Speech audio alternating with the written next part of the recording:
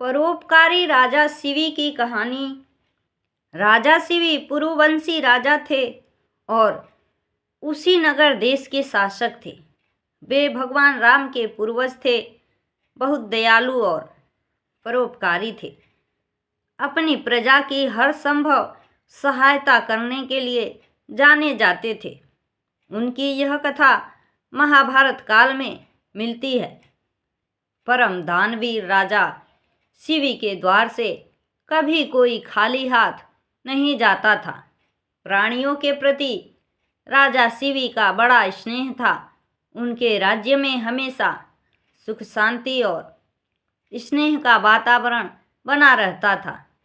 ईश्वर भक्त राजा शिवी की चर्चा स्वर्गलोक तक होती थी।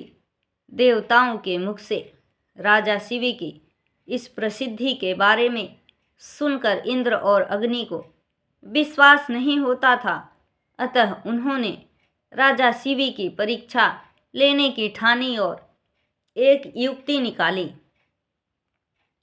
अग्नि ने कबूतर का रूप धारण किया और इंद्र ने एक बाज का रूप धारण किया। दोनों उड़ते उड़ते राजा शिवी के राज्य में पहुँचे। उस समय राजा शिवी एक धार्मिक यज्ञ कर रहे थे।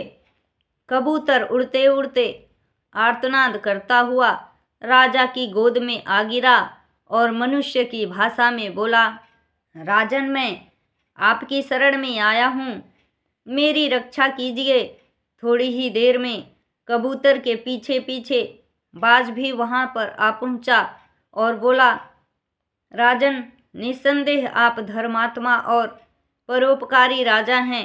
आप कृतघ्न को धन से, झूठ को सत्य से, निर्दयी को क्षमा से और क्रोध को साधुता से जीत लेते हैं। इसीलिए आपका कोई शत्रु नहीं है। इसीलिए आप अजात शत्रु नाम से प्रसिद्ध हैं। यह कबूतर मेरा आहार है और आप मुझसे मेरा आहार छीन रहे हैं। इतने में कबूतर राजा से कहता है, महाराज, मैं इस बाज से डरकर आपकी शरण में आया हूँ, मेरे प्राणों की रक्षा कीजिए। महाराज, राजा धर्म संकट में पड़ जाते हैं, पर राजा अपनी बुद्धि और विवेक का प्रयोग करके कहते हैं, तुमसे डरकर यह कबूतर प्राण रक्षा के लिए मेरी शरण में आया है। इसलिए शरण में आए हुए कबूतर का मैं त्याग नहीं कर सकता, क्योंकि जो लोग शरणागत की रक्षा नहीं करते उनका कहीं भी कल्याण नहीं होता। बाज कहता है, राजन, प्रत्येक प्राणी भूख से व्याकुल होते हैं। मैं भी इस समय भूख से व्याकुल हूँ। यदि इस समय मुझे यह कबूतर नहीं मिला तो मेरे प्राण चले जाएंगे। मेरे प्राण चले जाने पर मेरे बाल बच्चों के प्राण भी चले जाएंगे। हे राजन, इस तरह एक जीव के प्राण बचाने की जगह कई जीव के प्राण चले जाएंगे। राजा शिवी कहते हैं, शरण में आए इस कबूतर को तो मैं तुम्हें नहीं दे सकता। किसी और तरह तुम्हारी भूख शांत हो सकती है तो बताओ, मैं अपना पूरा राज्य तुम्हें दे सकता हूँ। पूरे राज्य का आहार तुम्हें दे सकता हूँ, अपना सब कुछ तुम्हें दे सकता हूँ, पर यह कबूतर तुम्हें नहीं दे सकता। बाज शिवी से कहता है, हे राजन, यदि आपका इस कबूतर पर इतना प्रेम है तो इस कबूतर के ठीक बराबर का तौल कर आप अपना मांस मुझे दे दीजिए। मैं अधिक नहीं चाहता। राजा कहते हैं, तुमने बड़ी कृपा की, तुम जितना चाहो उतना मांस मैं देने को तैयार हूँ। यदि यह शरीर प्राणियों के उपकार के काम न आए तो प्रतिदिन इसका पालन पोषण करना बेकार है। हे बाज, मैं तुम्हारे कथनानुसार ही करता हूँ। यह कहकर राजा ने एक तराजू मंगवाया और उसके एक पड़ले में उस कबूतर को बैठाकर दूसरे पड़ले में अपना मांस काट काट कर रखने लगे और उस कबूतर के साथ तौलने लगे।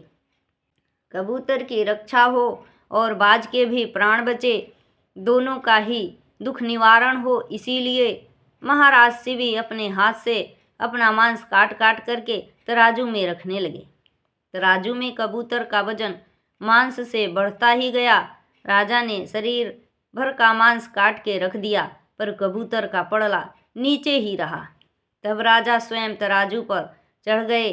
जैसे ही राजा तराजू पर चढ़े, कबूतर और बाज दोनों ही अंतर्ध्यान हो गए और उनकी जगह इंद्र और अग्नि देवता प्रकट हो गए। इंद्र ने कहा, राजा तुम्हारा कल्याण हो, और जो यह कबूतर बना था यह अग्निदेव है। हम लोग तुम्हारी परीक्षा लेने आए थे।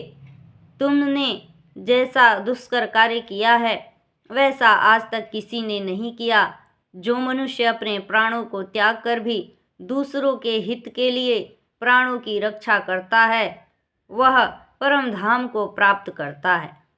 अपना पेट भरने के लिए तो पशु भी जीते हैं, पर प्रशंसा के योग्य जीवन तो उन लोगों का है जो दूसरों के हित के लिए जीते हैं। इंद्र ने राजा को वरदान देते हुए कहा, तुम चिरकाल तक दिव्य रूप धारण करके पृथ्वी का पालन कर अंत में भगवान के ब्रह्मलोक में जाओगे। इतना कहकर वे दोनों अंतर्ध्यान हो गए।